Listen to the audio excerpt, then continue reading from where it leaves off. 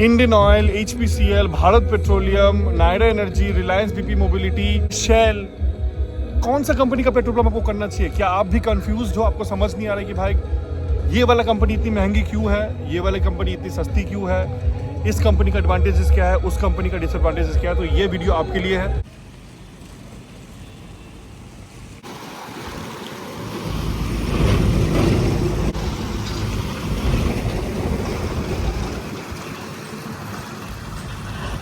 मैं आप लोगों को क्यों बोल रहा हूँ कि रिलायंस का ब्रांड का प्रेजेंस इतना हाई है इस मार्केट में, क्योंकि मेरा जहाँ पे पेट्रोल पंप है ना, वहाँ पे 4 पेट्रोल पंप है। मेरा लेके 4 है, मतलब मेरे को छोड़ के और 3 है, लेकिन सबको ही 3 पेट्रोल पंप छोड़ के मेरा पेट्रोल पंप सबसे अंदर में है, प्राइम लोकेशन में नहीं है। 3 पेट्रोल पंप छोड़ के मेरा पेट्रोल पंप में तेल लेने आते हैं, तो ऑब्वियसली वो लोग कुछ देखता है इसलिए और अंदर तक आते हैं।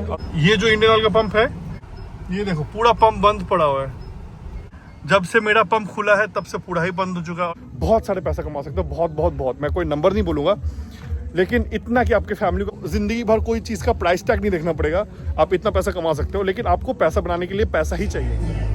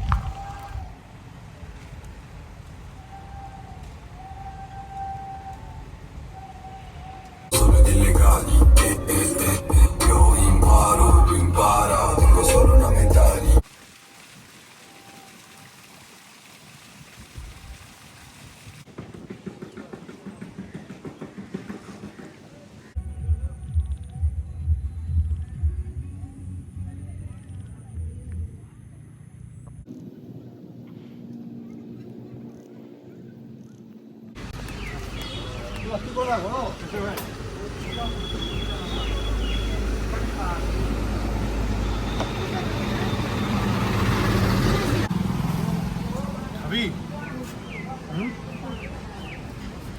लेना একটা আমি খাওয়াচ্ছি মানে খেয়ে নে দাও। Good morning guys, welcome back to new vlog, welcome back to my channel, welcome back to big bro zone. आज का वीडियो होने वाला है बहुत ही इंटरेस्टिंग, बहुत ही मज़ेदार, क्योंकि आज का वीडियो में मैं आप लोगों को देने वाला हूँ कि ओवरऑल इनसाइट सारे पेट्रोलियम कंपनीज के, और मैं आप लोगों को इस ब्लॉग में ये बताऊंगा कि कौन सी कंपनी आपको क्या क्या फैसिलिटीज़ प्रोवाइड करती है। वो चाहे वो इंडियन ऑयल हो, HPCL हो, भारत पेट्रोलियम हो, रिलायंस BP मोबिलिटी हो, आजकल एक बहुत ही पॉपुलर ब्रांड निकल चुका है नायरा एनर्जी। मैं नायरा एनर्जी के बारे में बोलूँगा। मेरा भी ऑलमोस्ट नायरा एनर्जी का एक LOI मैंने निकाला था, लेकिन लास्ट मोमेंट मैंने कैंसिल भी किया था। तो मैंने कैंसिल क्यों किया, मैं आपको वो भी बोलूँगा। मेरे सारे ब्लॉग में मैं अपने कंपनी के बारे में बोलता हूँ, जो कि है रिलायंस BP मोबिलिटी लिमिटेड।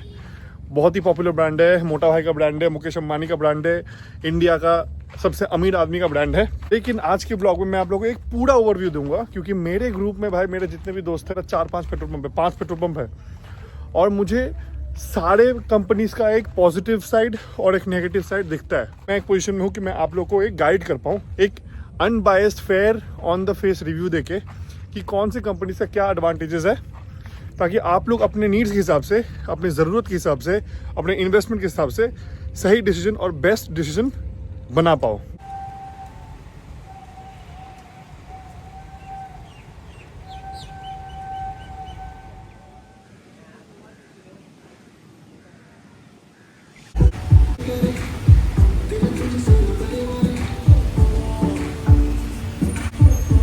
सबसे पहले मैं एड्रेस करूंगा इंडियन ऑयल को। इंडियन ऑयल है इंडिया का सबसे बड़ा पेट्रोलियम कंपनी, ऑयल कंपनी, और इसका नेटवर्क सबसे बड़ा है। बड़ा कंपनी का एडवांटेजेस भी है, बड़ा कंपनी का बहुत डिसएडवांटेजेस भी है। एडवांटेजेस में पहले बोल दो आप लोगों को, इंडियन ऑयल का ग्राउंड पे पकड़ बहुत ज़्यादा मजबूत है। जब एक डीलर पंप लेता है ना, तो उसको बहुत सारा परमिशन लगता है, उसको पेसो लाइसेंस लगता है, उसको DAM NOC लगता है, उसको NH अथॉरिटी का लाइसेंस लगता है, उसको फायर अप्रूवल लेने पड़ता है। फायर के नीचे और 3 रहता है, FSR रहता है, फायर सेफ्टी रिकमेंडेशन, FSL रहता है, फायर सेफ्टी लाइसेंस, FSC रहता है, फायर सेफ्टी सर्टिफिकेट, फिर आपको PWD NOC लगता है। बहुत सारा ऐसा लाइसेंसेस है जो कि आपको लगता है। तो मैंने रिलायंस में रह के ये चीज़ देखा कि रिलायंस A to Z सब पेपर वर्क बहुत अच्छे से निकालता है, और पेपर वर्क निकलते निकलते ना बहुत टाइम लग जाता है, और रिलायंस ये रिस्क कभी लेता नहीं, क्योंकि रिलायंस और नायडा एनर्जी प्राइवेट प्लेयर है, इनका प्रोजेक्ट को गवर्नमेंट रोक सकता है। लेकिन इंडियन ऑयल, BPCL, HP ये लोग गवर्नमेंट एंटरप्राइजेस है, तो जाहिर सी बात है कि गवर्नमेंट आके अपना कंपनी को कभी रोकने वाला नहीं है। तो मैंने मेरे दोस्तों का पंप में देखा जिनके पास इंडियन ऑयल का पंप्स है, मैंने उनके पंप में देखा है ना, वो लोग कुछ इनिशियल अप्रूवल के बिना ही वो लोग काम चालू कर देते हैं, और उन लोगों को ये हाथ नहीं लगाता है, क्योंकि पता है कि गवर्नमेंट का ही प्रोजेक्ट है, इनडायरेक्टली गवर्नमेंट के ऊपर गवर्नमेंट हाथ कभी मारने वाला नहीं है। तो ये एक बहुत बड़ी एडवांटेजेस है कि आप pace of work government PSUs के साथ, ये बस इंडियन ऑयल के लिए नहीं, भारत पेट्रोलियम, HPCL, BPCL सबके लिए ये अप्लाई होता है। इनके साथ जुड़ के ना आप बहुत जल्दी पेस ऑफ वर्क तान सकते हो, कंस्ट्रक्शन को आप बहुत जल्दी तान सकते हो।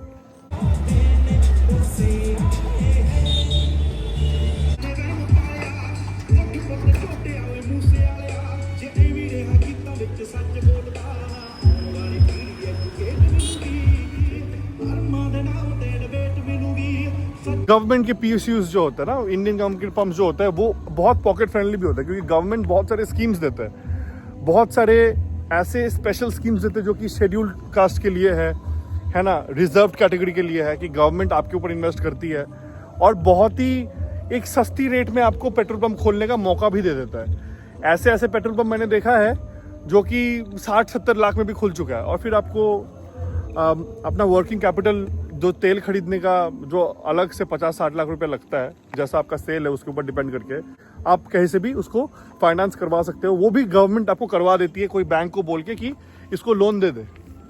मेरे केस में क्या है, मैंने कंस्ट्रक्शन पूरा मैंने किया, मेरा 5 करोड़ रुपया पंप में खर्चा हुआ, और फिर मैंने 90 लाख का वर्किंग कैपिटल, जो मैं तेल खरीदता हूँ कंपनी से, रिलायंस से, और उस तेल को मैं आगे बेचता हूँ, उसको पर लीटर पे 2.32 का प्रॉफिट करता हूँ डीजल में, और 3.75 का प्रॉफिट करता हूँ पेट्रोल में, उससे मैं मुनाफा करता हूँ। वो तेल खरीदने के लिए भी जो वर्किंग कैपिटल है वो भी मैंने पूरा अपने पॉकेट से पंप किया है। तो 5 करोड़ और 85 लाख 5 करोड़ और 85 लाख मेरा वर्किंग कैपिटल, मतलब ऑलमोस्ट 6 करोड़ में मेरा घुस चुका है पूरा इन्वेस्टमेंट। लेकिन ये चीज़ गवर्नमेंट PSUs के साथ आप बहुत ही सस्ते में खोल सकते हो, एंड उसका डिसएडवांटेजेस भी है।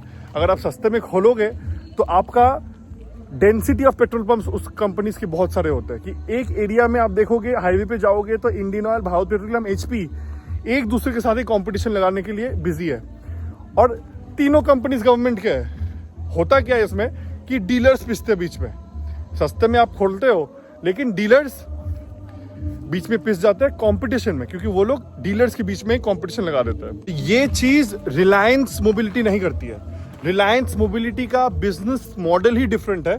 वो लोग खेलते हैं क्वालिटी में, और वो लोग क्वांटिटी में नहीं खेलते। वो लोग चाहते हैं कि हम लोग क्वालिटी डीलर को क्वालिटी जगहों पे प्लेस करें, और डीलर्स के बीच में हम लोग कभी कंपटीशन नहीं लगाए। हम लोग एक एरिया रेडियस को मेंटेन करें, जो कि मुझे लगता है रिलायंस BP मोबिलिटी के लिए बहुत अच्छे से काम करता है, क्योंकि मैंने अपना होमवर्क किया। मैंने जहां जहां पे भी देखा है हाईएस्ट सेलिंग पंप्स एक एक एरिया में नॉन क्रेडिट। अगर आप उधार दे पाओगे तो भाई तेल ऐसा चीज है, तेल इज लिक्विड गोल्ड। अगर आप उधार देगो तो भाई कोई भी आके आप कुछ भी खरीद लेगा। आपको देखना पड़ेगा कि मैं बिना उधार का सुबह का 6 बजे से रात का 9 बजे तक मेरा कितना इनकम होता है, मैं उसको अपना सेल पकड़ता हूँ, मैं उसको अपना प्रॉफिट पकड़ता हूँ। मैं कोशिश करता हूँ कि मैं नॉन क्रेडिट में अपना बिजनेस रखूँ, क्योंकि भाई 1 करोड़ का तेल बेच के मैं 3 लाख रुपया मुनाफा करता हूँ, वो बिजनेस मॉडल ही नहीं है। पर्सनली ये मानता हूँ कि आपको ऐसा कंपनी के साथ जुड़ना चाहिए जो कि आपको नॉन क्रेडिट सेल्स में लीड दे दे। पेट्रोल सेल्स यूजुअली क्या होता है, नॉन क्रेडिट होता है। कोई पेट्रोल आके 500 रुपये का पेट्रोल भरेगा तो वो लोग कभी बोलता नहीं कि उधारी में भरूंगा, कि मतलब बाद में मैं पैसा दे दूंगा। आपको क्रेडिट के जो कस्टमर्स होते हैं वो होते हैं पूरा डीजल ओरिएंटेड। ये जो पीछे गाड़ी है, ये सब पीछे, ये लोग नहीं है, मैं एग्जांपल दे रहा हूँ, ये लोग पूरा कैश में ही है। मेरा सब कस्टमर कैश में, मेरा कोई कस्टमर उधारी पे नहीं है। मेरे को चाहिए पैसा इंस्टेंटली, मैं दूंगा आपको हाई क्वालिटी, लेकिन पैसा मुझे चाहिए अभी। रिलायंस मोबिलिटी आपको नॉन क्रेडिट सेल्स में सामने लीड दे देता है, और अगर रिलायंस के ऊपर भी आप दे पाए उधार तो आप सोच नहीं सकते कि आप कितना पैसा कमा सकते हो। बहुत सारे पैसा कमा सकते हो, बहुत बहुत बहुत। मैं कोई नंबर नहीं बोलूँगा, लेकिन इतना कि आपके फैमिली को आप रिटायर कर सकते हो आराम से। आपको जिंदगी भर कोई चीज़ का प्राइस टैग नहीं देखना पड़ेगा, आप इतना पैसा कमा सकते हो। लेकिन आपको पैसा बनाने के लिए पैसा ही चाहिए। इन्वेस्टमेंट चाहिए, क्योंकि आप उधार दोगे और उस उधार को उठाने का आपको हाथ में क्षमता रखना चाहिए। गुंडे उंडे पाल के रखने पड़ेंगे जाके उससे पैसा उठा के ला। ये देखो, ये जो इंडियन ऑयल का पंप है ये मेरे पंप से 500 मीटर दूर है, और 500 मीटर दूर में ये देखो पूरा पंप बंद पड़ा हुआ है। पंप बंद है, जब से मेरा पंप खुला है तब से पूरा ही बंद हो चुका है, और ये बस एक पार्किंग स्पॉट बन चुका है सब गाड़ी वाले लोग के लिए। सो ट्रक ड्राइवर्स लोग को अगर पार्किंग स्पेस चाहिए वो इसको एक पार्किंग स्पेस के जैसा यूज करता है। तो यही मुझे इंडियन ऑयल और सरकारी पंप का पसंद नहीं है कि यार डीलर लोग के बारे में क्यों नहीं सोचते हो। और मैं यही बात ये है कि ठीक है मुझे कितना हेल्प मिलता है रिलायंस से, जीओबीपी से, वो अलग बात है, लेकिन मेन बात जो है ना वो है कि कुछ चीज अगर मार्केट में ज्यादा अवेलेबल हो जाए उस चीज का वैल्यू नहीं रहता है। और वही हुआ इस डीलर के साथ। बहुत बड़ा पंप है, अच्छा पंप है, बहुत पैसा इस डीलर ने भी खर्चा, ये देखो, और पूरा पंप बंद हो चुका है। देखिए ये पूरा पंप बंद हो चुका है।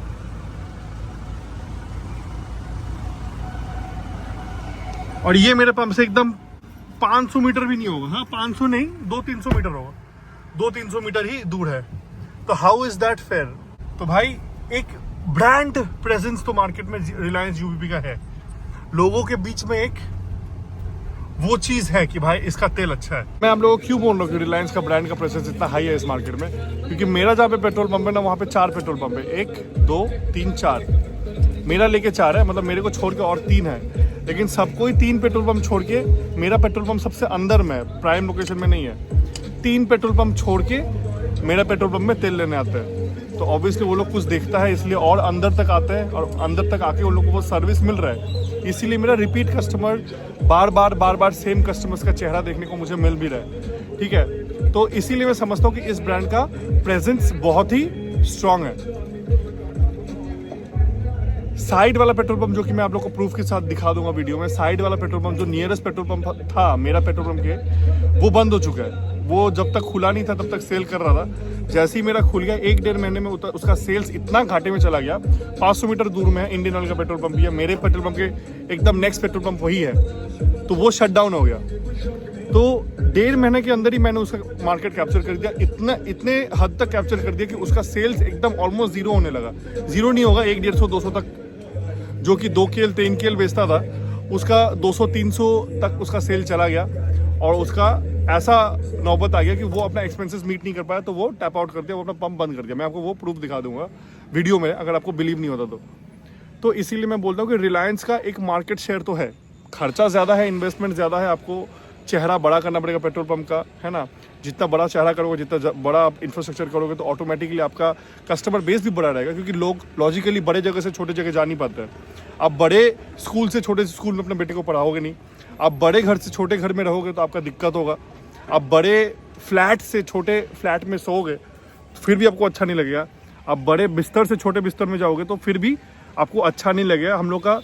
हम लोग साइकोलॉजिकली वैसे ट्रेन नहीं है, क्योंकि हम लोग को कहीं ना कहीं लगता है कि हम लोग डाउनग्रेड कर रहे हैं, और इंसान ऐसी चीज़ है ना, उसको बस अपग्रेड करने का इच्छा होता है, चाह होता है। तो ये एक चीज़ है, हमेशा इंफ्रास्ट्रक्चर बड़ा बनाओ। ये मैं आप लोगों को एक टिप दूंगा, मेरा पेट्रोल पंप यहाँ का सबसे बड़ा पेट्रोल पंप है, मेरा डिस्ट्रिक्ट का सबसे बड़ा पेट्रोल पंप है, और नेक्स्ट वाला जो मैं पेट्रोल पंप बना रहा हूँ वो इससे भी बड़ा होने वाला है। तो उसके लिए आप लोग स्टे ट्यून रहने वाले, उस बहुत भयंकर इंफ्रास्ट्रक्चर होने वाला है उसका, लोग घुस के एकदम चौक जाने वाले कि ये कैसा पेट्रोल पंप है भाई। क्योंकि मैं वैसे ही ऑपरेट करता हूँ, जो भी करता हूँ बहुत बड़ा सा करता हूँ, हाईफाई करता हूँ, और कोई मेरा बिजनेस का टेक्निक ही यही है कि मैं ऐसा इंफ्रास्ट्रक्चर दूंगा कि उसको कोई मैच नहीं कर पाएगा। और लोग सोचिएगा कि अगर यहाँ पे भी रेट सेम है, वहाँ पे रेट सेम है, तो मैं बड़े जगह से क्यों ना लूँ।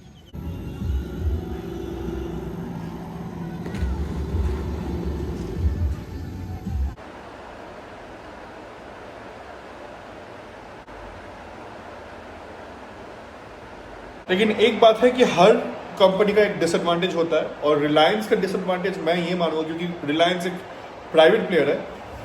तो एक बार ये हुआ था कि रिलायंस का जब इंटरनेशनल मार्केट में जब क्रूड ऑयल प्राइसेस बढ़ जाता है ड्यू टू एक्सटर्नल मैटर्स, जैसे कोई रशिया यूक्रेन का वॉर हो गया था लास्ट टाइम पे, जो क्रूड ऑयल प्राइसेस बहुत बढ़ चुका था, तो कंपनी अपने पॉकेट से उतना सब्सिडी दे नहीं पाती है।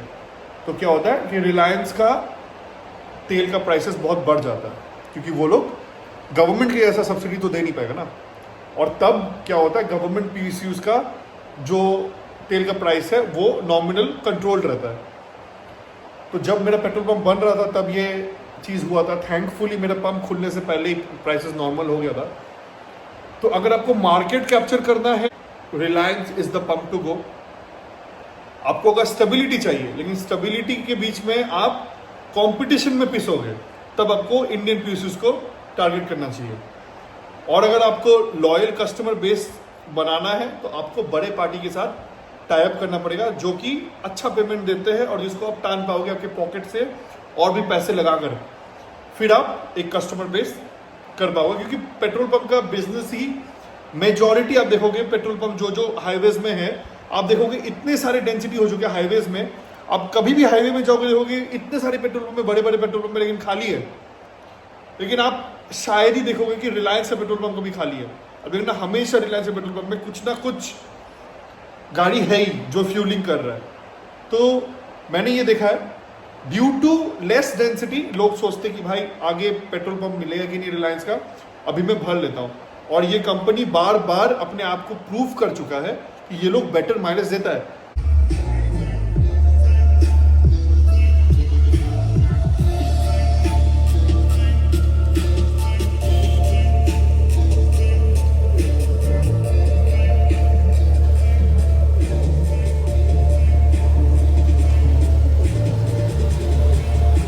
कोई भी कंपनी ऑन पेपर ये क्लेम नहीं करता कि हम लोग का तेल भरने से आपका 4.3% का माइलेज ज्यादा है।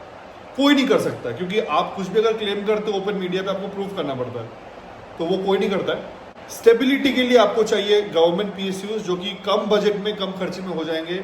लेकिन कम खर्चे में अगर आप छोटा पंप करोगे तो लोगों का नज़र में आप हट के नहीं रहोगे। You will not be the odd one out. और अगर आप ऑड वन आउट मार्केट में नहीं होंगे, अब अगर मार्केट में अलग सा नहीं दिखेंगे, तो लोग आपके टूवर्ड्स अट्रैक्ट भी नहीं होगा।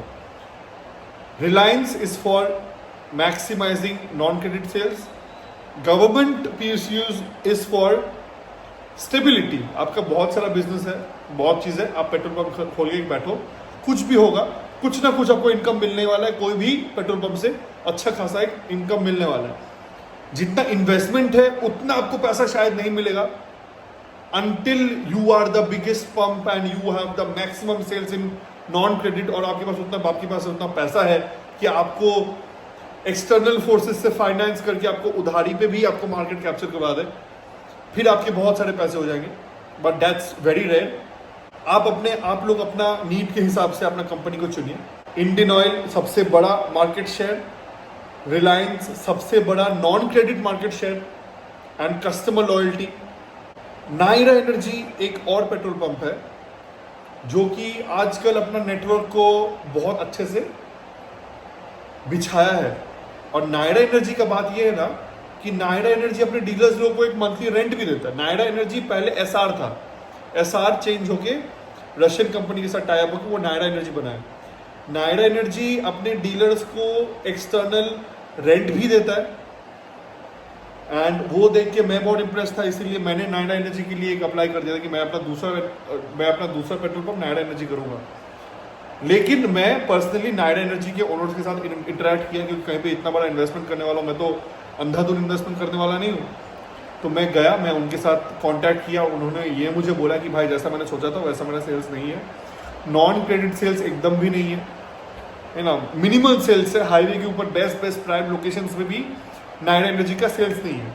एंड दैट जस्ट एक्सप्लेन्ड मी कि वाई वो लोग मेरे को रेंट प्रोवाइड कर रहे हो, क्योंकि उन लोग का सेल्स नहीं है। अगर आप पेट्रोल पंप खोलते हो, आपको तेल बेचने से मतलब है। आप अगर उधारी से बेचते हो दैट्स फेयर, अगर आप पैसा उठा पाओगे आपका वो कैलिबर है। लेकिन अगर आप सेल ही नहीं करोगे, आपका मेन मोटिव है तेल सेल करना, अगर आप तेल सेल करवाओगे तो दैट्स गुड एंड फेयर। सो ये सब आप लोग को ध्यान रखना चाहिए पेट्रोल पंप करने से पहले।